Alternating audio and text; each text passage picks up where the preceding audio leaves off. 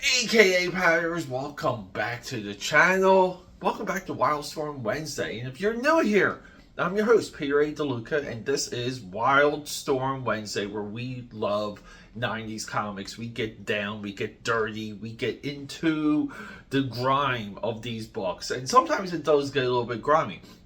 Yesterday's episode of Top Cow Tuesday kind of made me feel a little sick to my stomach because I just feel like Mark Silvestri could not get any momentum with his own book, Cyberforce. But Jim Lee manages Wildacats a lot differently than Cyberforce, and we will see some of that because today we have two issues coming out of the Killer Instinct intercompany crossover, also with Mark Silvestri and Top Cow Productions and his book Cyberforce.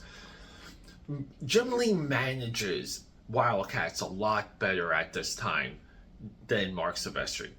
And we make this comparison because we know that they're living in one big giant studio space, studio floor, multiple 30 offices, and all of Wildstorm and all his Top Cow are working together under Homage Comics. We get the Chris Claremont vacation issue, one of my favorite tropes to come out of the Chris Claremont era, and few pages, a couple pages for Grifter and Zila, a couple pages for Maul and Warblade, and a couple pages for Spartan and Voodoo, we get character building moments. This is so artfully done by Jim Lee and Brandon Chow.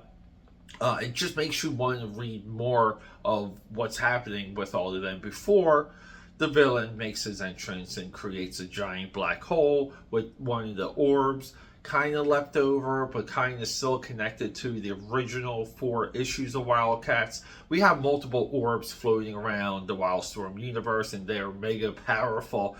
This guy has one. He creates a black hole, sucks up a giant cruise liner yacht that also has Cyclops, Jean Grey, Superman, Lois Lane, Beavis and Butthead all on board, but you know, they don't do anything in the issue other than just sit down and look pretty. But we get a nicely targeted issue, and it's satisfying, but we get some, you know, the way how we were wrapping up issue 9 in this isn't exactly there, but it gives us a good initiative to get into issue 10, which is another inner company crossover, because at this point Wildcats and Stormwatch are going to borrow a Chris Claremont character called Huntsman. This is upcoming on this channel. We have to get down and dirty on Huntsman, and yes, Chris Claremont and his creation ability will be exposed during those episodes. But for now, enjoy these 2 floater issues, because we have issues, we have questions, we have a little bit with our analysis of the artwork. Is it all drawn by Jim Lee? To me, it's clearly not. And Jim Lee's also winding down his time, his era, because Jim Lee is never, a lot like Todd McFarlane. When Todd McFarlane left Spawn, never quite came back. When Jim Lee left Wildcats, it took him all the way to Batman Hush to pretty much come back. He never quite came back for Image. He came back for DC. You know, that's another video for another time. But hey, check out Wildcats issues 8, issues 9 for this week's Wildstorm Wednesday.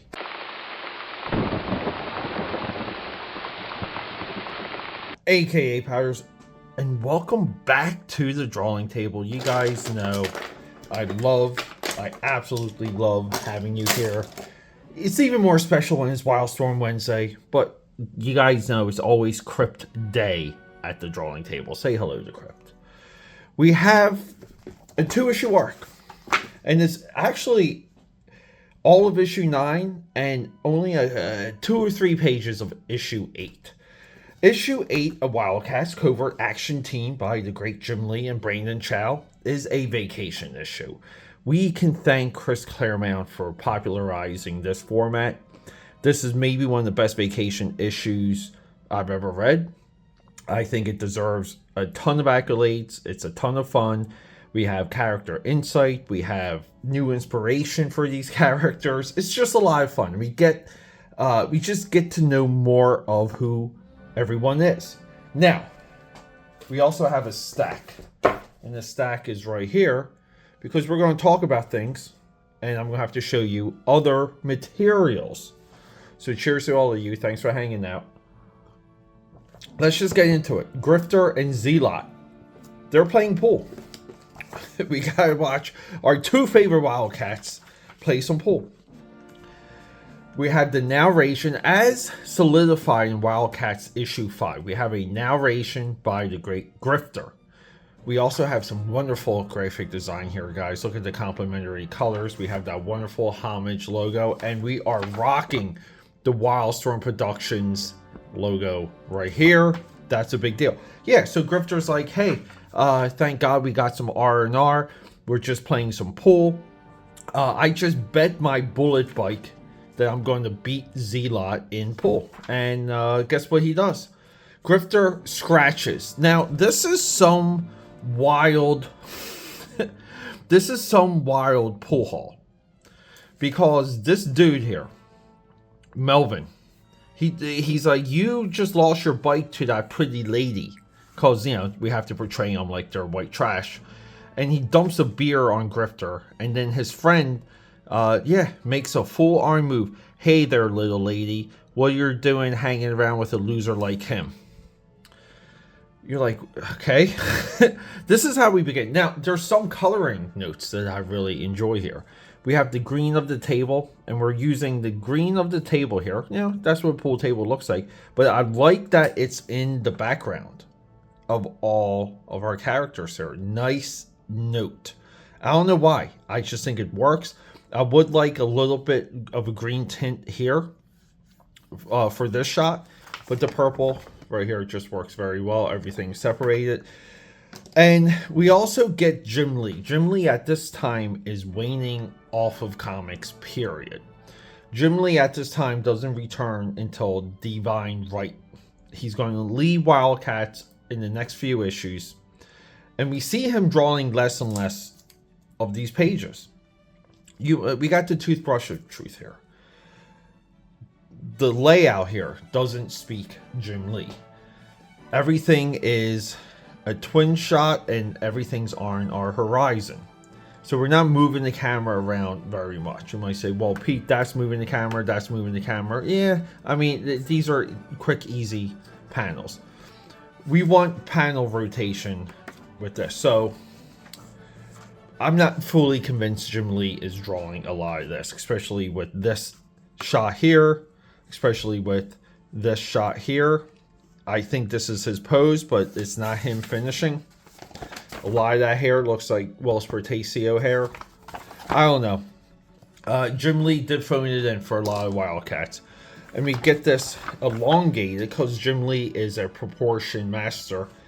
Get the super long leg kick here coming from Zealot. And you kind of want to say it can all fit. Like, if you position the dude getting hit, you know, we can position him a little bit more this way and kind of shorten that leg, or we can just keep it, throw in the back of the foot, and we're selling our idea.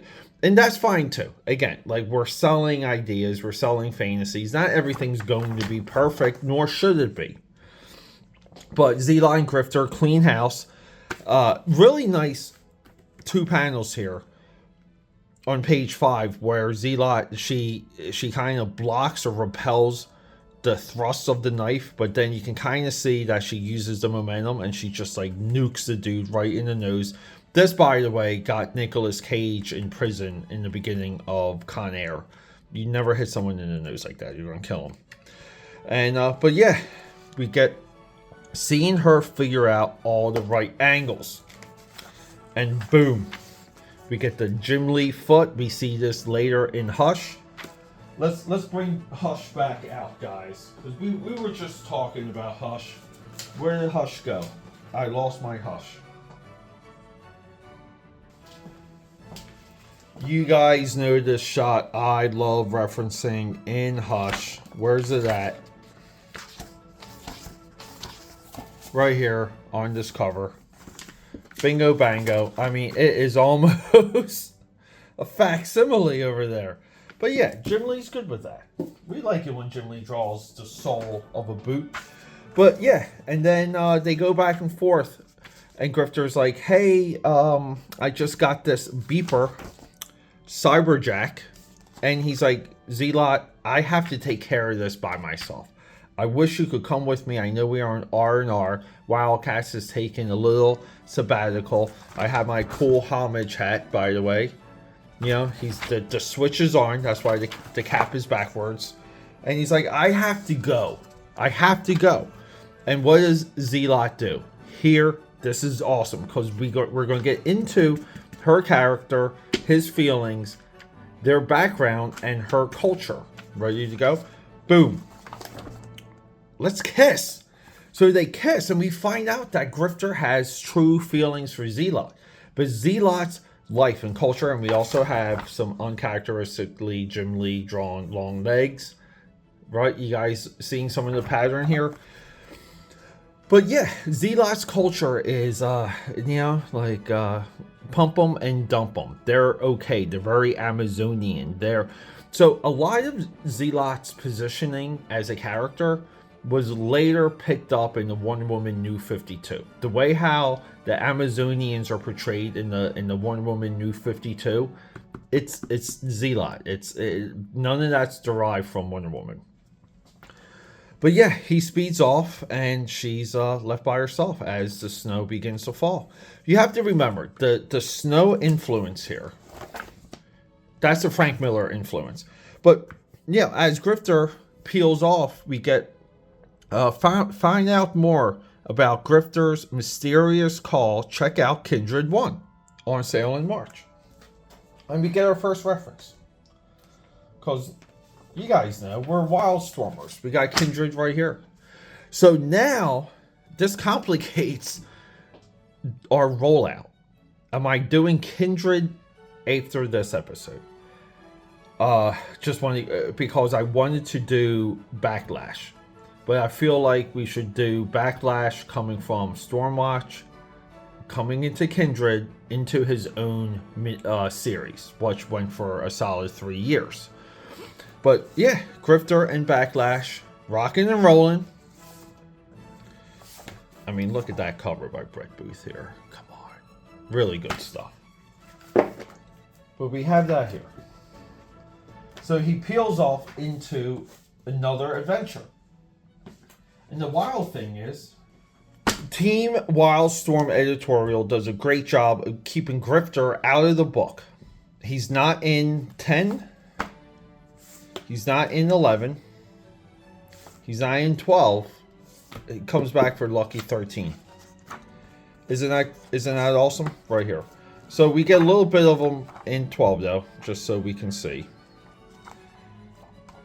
He returns here, but you know, he's back for a full adventure with 13, and that's why he's on the cover. So 8, 9, 10, 11, 12, between all that, we get Kindred. Again, continuity. Could you imagine, again, if you pick this up from a comic shop and you're like, man, like I really like Grifter, and you're like, what's Kindred? And then maybe you're just not reading Wildcats, and then you're back in the shop a couple months later, you see this, but then you get Wildcats 13, you read about the Huntsman. Where's he at? Right here. You read about Huntsman, and you're like, son of a gun, I need to get the 3 other issues of him that I missed. And then if you're really into Huntsman, you're off buying Cyberforce. But yeah, so he speeds off. And we're already back to our elder reference. So we have Maul, we have Warblade, and they're at this.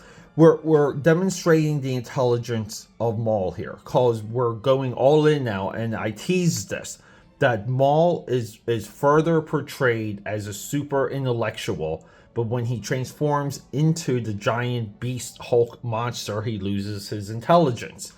And we kind of, right, like, let's lean in on it. So him and Warblade with the pleated pants, the skin tight shirt here, you know, covering up the neck, right? We get the Steve Jobs look, but I love the design of what Warblade's wearing here. It's got the purple hair, but yeah, and you know, we're getting intellectual about some of this artwork right here. And Warblade's like, I don't get it. And Maul's like, you know, macking on these girls in 2 seconds. And we kind of establish a little bit that Maul in his human form is a little bit of a ladies' man. Now, we don't get that in the cartoon. We don't get that in further interpretations, but we get that in the initial Maul. And this is why, when it comes to when I say that they destroyed these characters, Alan Moore comes in, trashes everything. They never quite get back to like the actual characters. They never really quite get back there. But yeah, so they mac on these 2 girls, and here's the irony. Warblade's like, I don't get this art stuff. But in the future, we get this Warblade miniseries drawn by Simon Bisley, John Ridley too. And guess what Warblade's occupation is in this miniseries? He's an artist. He's an artist. He's a working artist. See it right here. He's banging the girl, but he's also painting. Well, this is the frustration with some of this, because he's awesome here. The girl makes a comment about his green hair. He goes, I'm Brooke, this is Ashley. We couldn't help overhearing Jeremy's comments about Maring. Maring is the face, you know, the happy face pink artist. It's so refreshing to find someone at one of these shows who can truly appreciate the artist's work. Really, Jeremy, I find that hard to believe. Everything you said seemed to make perfect sense. These girls are so into him. So, you know, the boys go off, and, you know, one gets a real number, one doesn't get a real number. We'll reveal that. But then we're back to, so this is Halo. This is Jacob Marlowe's Super Cruise Tour Boat. And boom, vacation time. So now we have Emp, Spartan, and Void all grouped together. And so Wizard Magazine pointed this out back in the day. I will point this out to you. We have some Wildstorm office workers. I don't know who these people are. I think that's Brandon Chow. But we get like Beavis and Butthead here. And we get Superman and Lois. You might be like, wow, that's kind of cool. Easter eggs. And then we turn the page and we get Cyclops and Jean Grey, because when Voodoo, you know, fake getting upset because she's really into Smartin. They're flirting heavily in this scene. She throws a drink on him and he tricks her because he acts like he's shorting out.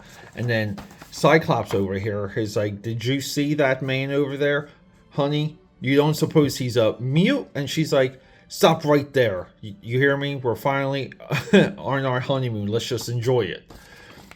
And then you're like, wow, like this boat has 3 members of the Wildacats: Superman, Lois Lane, Beavis and Butthead, Cyclops, and Jean Grey. This is a great issue. Well, you have to create and weave things. See, everyone on the boat had to have left at one time if you're going to continue what you're about to see. Meaning, you have to isolate the characters that we know are in the universe outside of any of the danger, and that's not done. Because we turn the page and Emp cock blocks Voodoo, but that's not the point. Big cock block here. Fantastic shot here. Some of this hair, some of this face does not look like this. Looks very Brett Booth right here. But we get this, and even that face here. That just looks like some help from Brett Booth. But this void opens up, and then it sucks up the ship. And then you're like, Pete, what were you just talking about? Well, if we have Cyclops and Jean Grey, and let's just say they're analogs, but we have other superheroes on this boat, so we're in good shape, especially if we got Superman. But whatever, we're moving on, and that's what I don't like. I would like it within the story if they weaved a excuse in. But yeah, and then Void is in pure chaos because this portal, this black hole that's opening up, is the power of the orb. And let's just get into another reference, because yeah, we like our references, and let's just get like a good shot of the orb, which is right here.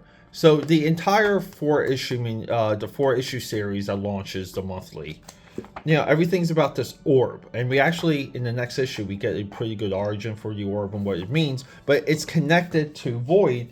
And, she's just in shrieking pain. And the boys, Warblade and Maul, are like, they're comparing war stories. One of them got a good phone number from the girl. One got a bad phone number from the girl. And Warblade's basically like, hey, I'm happy just to have you guys here as a family. You guys are great. It's okay if that girl gave me a fake number. I don't know. He's taking that very well. You guys have to remember, before social media, a girl could give you a fake number. Good thing we got social media, because if a girl gives you her Snapchat, you're in. But yeah, so Halo, Jacob Marlowe, and team, they send the ship, they pick up Maul and Warblade, and we get this great shot here, Jim Lee shot here, and we get, hey, look, a big naked purple guy. Now, that's something you don't see every day. New to town pal, right? Because this is like Marvel Universe humor, and it works. But yeah, so now we're regathering everyone to go after the boat that just got sucked into the void. And then, boom, Lord Entropy. Now for your foul betrayal, you shall suffer the wrath of Lord Entropy. And he's pissed at Jacob Marlowe. Excuse me, am I supposed to know who you are, Buckethead? So, before we get into the next issue, let's just establish that the beginning of Jacob Marlowe was when he was discovered by Void in the first few pages of Wildacats issue 1, and 4 years go by. So for 4 years, he's kind of had a memory, kind of had a life, and a lot of this is attributed to Void. And the reason for that is, they abandoned this, okay? And we get into it on issue 9, and issue 9 is a solid issue. Jacob Marlowe is somewhat prophesized, and we know for sure in the future, he saves the day. He really becomes this integral part in this alien war. And Void is just there to usher him, to protect him, and to help him become who she knows he has to be. Now, Jacob Marlowe, as teased with Gnome over here, he's got history with Gnome. And even in this issue, in issue 4, he betrays Gnome. Because Gnome in here is like, hey, I thought we had a deal. And he's like, yeah, we had a deal. And he just blows his arm off. We'll get some of that too in issue 9. And the orb falls to its demise with Gnome chasing after it. Great ending for a villain. So we get all these notes with Jacob Marlowe. And we get Entropy here, which is, let's just get into it. He is, let's just get a good character shot. I should have got the trading cards. And Entropy here. And he's not that great of a design villain. He's really just a dude in, gold armor, and his face is split. But he's upset. And the reason why he's upset is, if we go back a couple hundred years, him and Jacob Marlowe were, kind of of the Crusades. Knights Templar, all that type of imagery. And Entropy's wife, Gabriella, she gets kidnapped, and they go to save her, and they're demon knights. So along the way, they're just slaying demon knights, and we have some Excalibur movie imagery here. I really think this is all from John Borman's Excalibur. And we have this sword. It's a mystical sword, but Entropy here in his human form, or in his non-powered form, we'll say, regular guy form, he just knocks the dude's head right off, and the guy's right there. But he has his lady. And he's, do you remember now, murderer, the betrayal at my moment of triumph that stripped me of everything that I held dear in this world? And before we answer that, the Wildcats are just racing. They're trying to trace, because they're the boat, the original cruise ship here. A little bit of a detail. The original cruise ship, the one that got sucked into the black hole, they're in the Bermuda Triangle. Very big at the time too, by the way, guys. Everything was Bermuda Triangle and JFK assassination. So the Wildcats are zipping around trying to find them. And Void eventually figures out how to tap into the energy signature because everything was created by an orb and she's connected to the orb. But what we get here too, we have this gotcha where Spartan is trying to defend Voodoo, and it's a great freaking shot because Spartan is just magnificently destroyed. But it's a gotcha because Entropy is in Spartan's mind, and we get a little bit of this, and this is what I mean by Entropy's design. Not that great. But Entropy is like, look, he's like, you were merely an example for the others. I wield the power, alter the very fabric of reality. And in your case, Spartan, to manipulate the the certainties of your infallible computer technology. So he's like impressed that even Spartan has like a computerized neurological like mind. You know, like his computer mind is very much like a human mind, and he's impressed by it.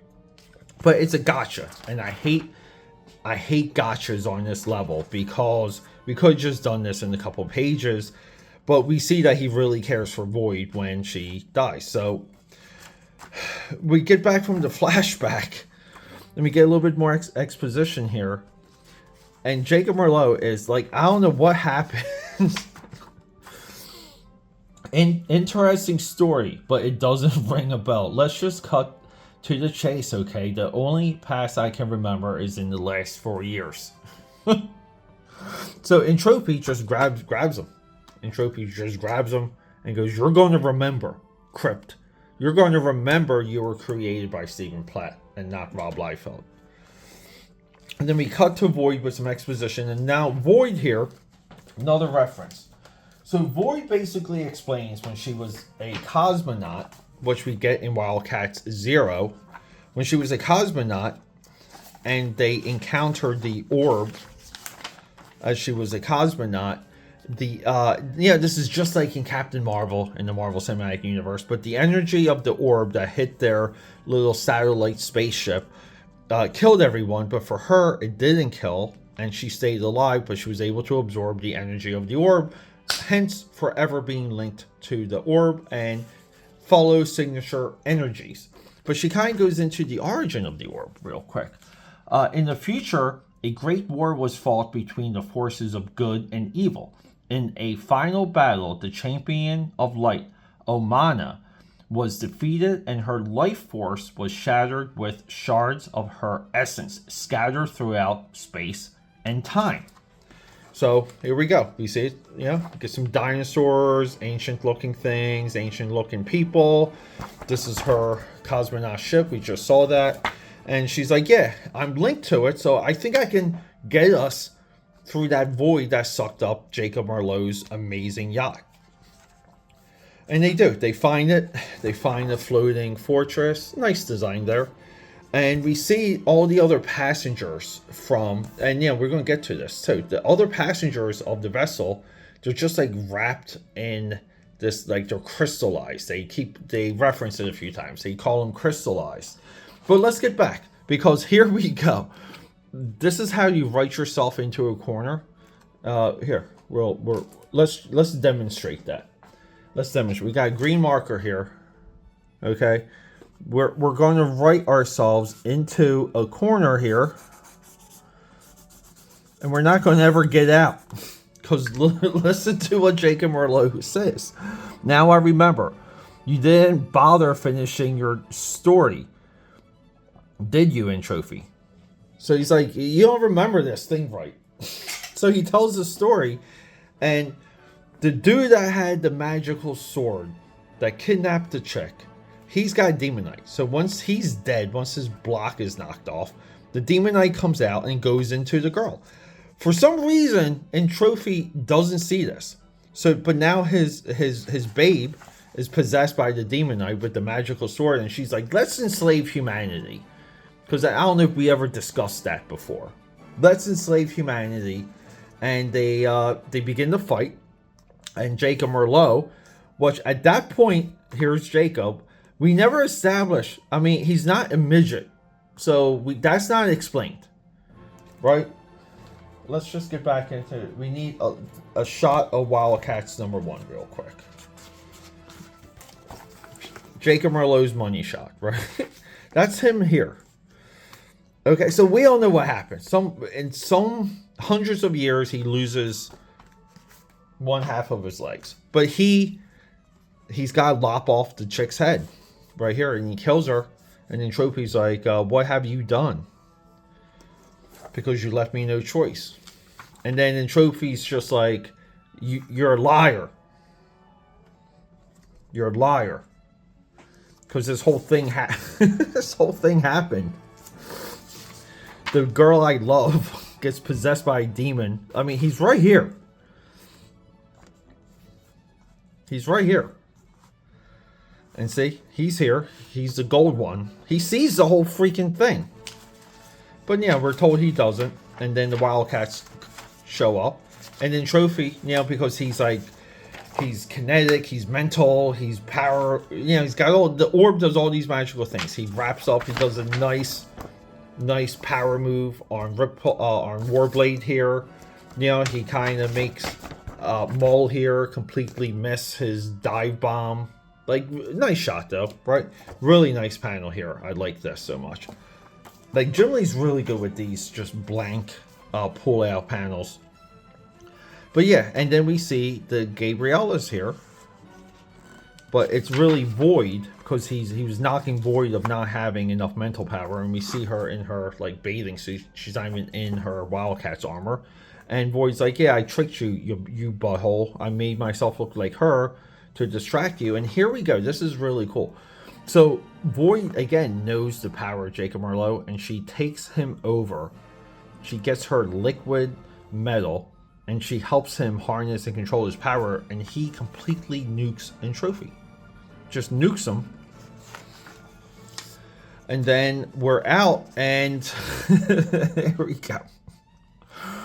So, here you go. Jules, did you find the other passenger? So Jules comes in and she's a little bit of a helper. We see her kind of here. So she comes in as a helper, which is kind of cool because she works for Marlowe and she's like his corporate espionage arm. I only managed to free 20 of them, Spartan. The first were too deeply embedded within the crystalline walls. There's no time, Jules. This is Zealot. It's no time, Jules. It's already too late for them. We have to leave now or end up at the bottom of the ocean. And then when everything's exploding and they're doing their Millennium Falcon leave shot, like get the hell out of here shot, they're like, "We did a great job." It's like, what do you mean? All of like all but 20 of these people are dead. And then Jacob Marlowe's like, "Hey, I'm leaving the team, and Trophy is my brother, and I'm going to leave it to you and Spartan to run everything."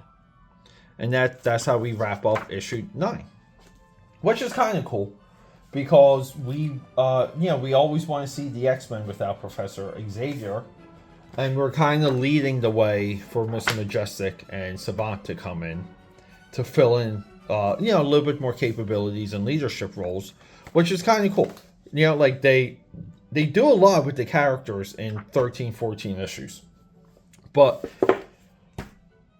I cannot say Jim Lee drew all of these. I'm not convinced. This is a fun 2 issues. Issue 9 needs extra pages, some extra panels, and some of this too. This will be a topic of a video very soon. But Jim Lee and the way how Image approached publishing is backwards. They failed being a publisher on something that I touched on it previously on this channel. We're going to touch on it again, but they really failed what a comic book publisher is. But we get a nice Howard Stern Private Parts reference right here. AKA Padders, Wildstorm Wednesday. Let's go.